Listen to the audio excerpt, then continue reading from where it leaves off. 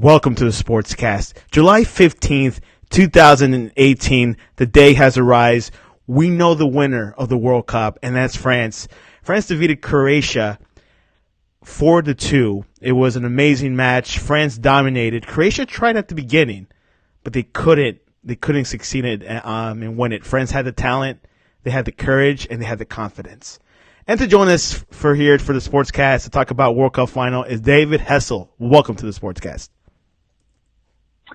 Santiago, thank you. Of course, I'm super happy, excited for the score. We're world champion again, our second star. It's awesome, and it was a tough final. I was stressed throughout the game. Croatia started very, very well, pressing and winning the battle in the midfield. I love Kante. He's amazing. He's done an amazing World Cup, but I think this final, he was out. I don't know because he's shorter than everyone else. I don't know what, but he will lose the ball all the time. Croatia has a great, midfield as well. So it was very hard, and I was so stressed at the beginning. Then we scored the first goal, against the game, I would say, because Croatia was dominating so much at the beginning. And then 1-1, and then the penalty. People on the TV were like, it's a penalty. Well, I'm going to say that because I'm French, but I think it was a penalty. You see really his hand going down to block the ball. So reflex, you're supposed to put your hands behind your back. So I think it was a penalty. And then two more goals after, and it was amazing, You're right about that one call where people were arguing on Twitter and also on television that they were saying that the Griezmann, he dove. It was borderline, but VAR, you cannot check that on VAR, only if the play is in the box. So you thought it was a foul. What's strange that with this referee, there was some foul he did not, call, and some foul he did call, so I don't know. I felt it was a foul. It was not a big, heavy kick, but if I remember well, I don't remember the exact, thing, but I think it was way behind the ball. The ball was already kicked, and he kicked the legs instead. So if you don't touch the ball, it's a foul. So it was a foul. Yes, and that was the first goal of the match, which was a free kick by Griezmann, and then it was an own goal by Mario Mandzukic at the 18th minute. And then the 28th minute, Perisic actually equalized the match to make it 1-1. And I saw Kante was the one that was defending Perisic, but he couldn't get to him. And then they took out Kante, I think, in the second half.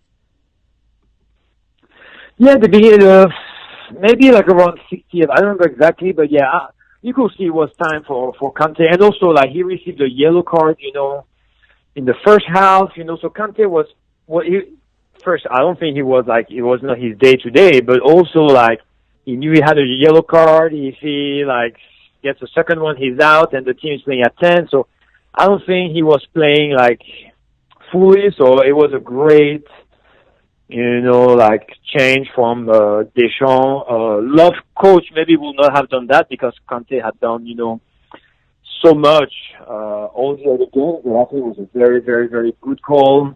And also, Nzonzi is so much taller, and once Nzonzi came in, you really saw a switch, with the French team. They started pressing. They scored the 2 goals, almost back to back, and it was a great. So Nzonzi, one was because he's taller. When the ball were high, he could jump and kick the ball with the head. So he helped a lot. Then they scored a 2 goal, and then right there I was feeling wow, 4-1, that's good. I don't think they're gonna come back. Then the huge mistake from Hugo Lloris, and I'm 4-2. Now they can press, and Croatia all their game they came back from behind, and then they went to extra time and then won. So yeah, I was stressed again, but I'm glad, like we have a very good defense and we were able to stop everything. But the changes at the end, like I think helped a lot. Even Matuidi, I love Matuidi. I mean, the guy run and never stops, But I think I don't think he got injured, like against Belgium, and I don't think he was at 100% today. So I think it was also good that Deschamps, change for Tolisso. It's a different type of player, but it was a really good change. And then at the end, I don't know if Giroud got injured, but at the end, Giroud was not running. I'm like, what are you doing, Giroud? Are you injured? But he was barely running, and then they swapped it, so it was good that they swapped. I love Giroud, even though everyone makes fun of him, but he didn't score. But he did what he had to do, So I wish he had scored, but I think that was a good change as well. Yes, and Conte was actually substituted in the 55th minute. The third goal came in through a handball. I think it was Pogba or Mbappe was trying to get the ball, and then the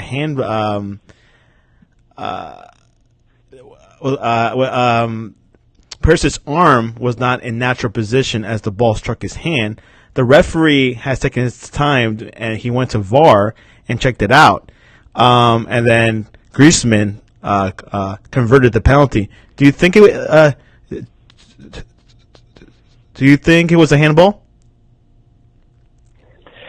I mean, again, people are going to say because I'm French, yes, but, for me, the rule is simple, like, first you're in the box, you're a defender, or you have to have your hands behind your back, and we've seen it, like, at the World Cup, I think it was Piqué, his hand up in the air, you're supposed to have your hand in your back and try to block it with your head.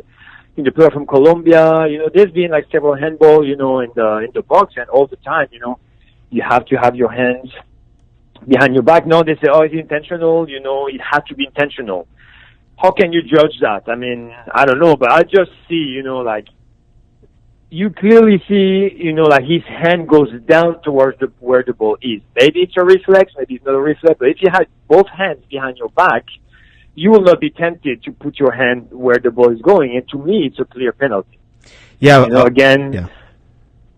No, go. Yeah, from my experience watching the Premier League and watching international football, I knew that was a handball. There was just no way to argue against it. I know the guy seems like he was in natural position, but from all the years, it had to be a handball.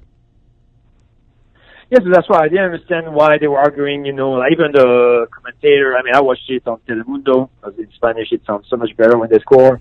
But, they were arguing, and some were saying it's handball, some not, like, I don't know. I thought it was very clear, and also, at that moment, it was 1-1. A lot of pressure on Griezmann. First, the pressure, because, you miss it, you see at 1-1. And second, Subasic, I think his name is, the goalkeeper. He's like a pro. You remember, like, that game, Croatia, Sweden, I think it was. Okay, no, Croatia, Denmark. Yeah, Croatia, Denmark. They stopped, penalties left and right, It's like, so, for Griezmann, it was a lot of pressure on him, and he kicked it, like, beautifully. I mean, it was, he did very well, he didn't stress out, he put it, and I think Griezmann had an amazing game today. Yeah, it was definitely, he was the man of the match for FIFA. The third goal for France came when Pogba, Mbappe break down the right flank, stretched the Croatia defense. A low ball into the box was worked backwards towards Pogba via deflection. His effort was blocked by Vida, but it rebounded back towards the Manchester United midfielder with his second drive on his left foot. He found the top corner. France bench erupts. His left foot. That was an amazing goal by Pogba. That was his World Cup moment. That was an amazing. I mean, I like his goal. I think it was against Australia. It was, but I mean, it was and also like you can see like if you see like the replay, like it's his left foot. But you can see that he's not just kicking like crazy. Okay, I have a second chance. No, you can see that he had some intention behind the kick, and he placed it where the goalkeeper couldn't stop it. So it was a great goal from Pogba. And then at the 65th minute, about 6 minutes later, Mbappe puts France on the brink, making 4-1.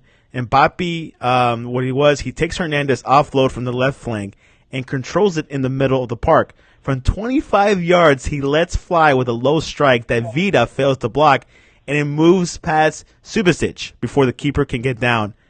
France was on their way to win the World Cup. No, yeah, and everyone talk about like Mbappe's goal, and he's 19, he's amazing. I think he's growing. He has grown from when he was at Monaco. He has grown from when he was at PSG. He has grown during this World Cup, and he's shown it. But what really impressed me is the work that Hernandez put before he passed the ball. Because you can see that he's really good. There's two Croatian players on him. One is pulling his shorts. He keeps going. He does like the crazy stuff with his legs. And then he passed the ball. So what he did before he passed the ball, before Mbappe got the ball was amazing. And of course, again, Mbappe, I'm so happy. I'm a PSG fan, so I'm so happy he's with PSG and hope he will stay with PSG and keep growing. So it was a great goal where you really have to stay calm. Yeah, you had to stay calm. We'll see what happens. And then a couple minutes later, the 69th minute, about 4 minutes later, everyone's saying, what is Lloris doing? Mandzukic scores 4-2. The crazy theme of the game continues as Lloris attempts to play out from the back on his own goal line. He takes too long to pass the ball to Umtiti and allows Mandzukic to make the close interception, steering the ball into the net. Lloris has given Croatia hope here. He will be hopeful that he does not cost his side, but it did not happen. France went on to win it 4-2. Do you think Lloris was too overconfident, or just Mandzukic came out of nowhere? I think he was too overconfident, yeah. He's like, we're 4-1, I'm the captain. It's a dumb, I was fine. 4-1, I was relaxed, I was fine. At 4-2, I was starting to stress again because I'm like, they're going to come back. It's not possible. We need to stop them, Yeah. So that was a dumb, but if you see like the Champions League final, like the goalkeeper from Liverpool, those two like big mistakes, it happens, even to the best. And I think, what's his name, Thibaut Courtois got the Golden Glove. The Golden Glove, if Lloris had not made that mistake, maybe he could have won it. I don't know. I think Lloris did some amazing saves, throughout the competition. But that was, I think, too overconfident. He wanted to play, that, hey, I'm just gonna, Mandzukic coming at me, and I'm just gonna play him, and, well, you don't play a player like Mandzukic, especially while you're right in front of your goal. So, I think too overconfident, but at the end, it didn't cost us. 4-1 would have been better than 4-2, but still, Yeah. And then the game finished at the 95th minute. They gave him 5 minutes of injury time, but then France wins the World Cup in the second time in their history. Didier Deschamps becomes the third man to win the tournament as a player and a manager, and France is world champions. You think this World Cup is more special than the first one? I know the first one, they were like the home team, but this one seems like a little bit different. They were like the underdog. No one really thought they were going to win it. Even like the first one, the first one, there's so many people, there was against Emile Jacquet because, he put like new players and stuff like that. But again, I think this one, I was surprised at the beginning of the World Cup. Everyone was like Argentina, Germany, Spain, or Brazil. They are the favorite. I'm like, no one is mentioning France. We won the Euro. We still have an amazing team and amazing players. So, and again, I'm like, okay, well, that's good. It takes pressure off France because no one is really taking them seriously. And with young players, and I think it's amazing. It's great. Which me and David were joking around before the World Cup. We were joking, so can France win the World Cup? I was joking. He was saying, no, maybe they're too young. Maybe in like another 4 years. But no, they proved it. I think for them going to the Euro Cup 2 years ago and learning that final experience and how they choked against Portugal at home. They came back this World Cup and they knew, hey, this is our time. We have experience. And like I was saying, Euro Cup is not much different from the World Cup. Mm-hmm. So, well, especially this one because, like at the end it was like a Euro Cup. There was no more team from other countries. It was crazy, So it was kind of the same. But yeah, I think they got overconfident, in the Euro Cup final. Cristiano got injured. They're like, he's out, and it's gonna be easy for us. And now it's they learn. They learn from that. I wish we had one more, but. Hey, it's okay. France winning their second World Cup in 20 years. I think France is a world soccer power. They have been exporting top soccer players in the world.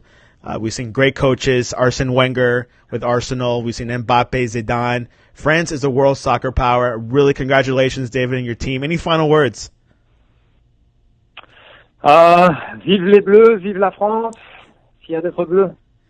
Amazing. I think France is going to be a force in the next Euros and probably in 4 years. They got youth, they got speed. But remember, never rely on the same players like Germany did. Get some new players involved, mix it up a little bit. There's some French players getting signed right now. League One is full of talent, full of stars. It's a good league, has a lot more potential. So we'll see what happens. Dave, how can people reach you? Yeah. Same on Instagram at David HE1981. David, thank you very much. This World Cup has been one of the best World Cups I've seen in a while. My favorite one is 1994, but this World Cup was really special, full of surprises. I liked it. No complaints. VAR, I give it A minus. I think it did a really good job. No one really was arguing against VAR, but it's been a great tournament. Thank you, David. Yeah. Thank you.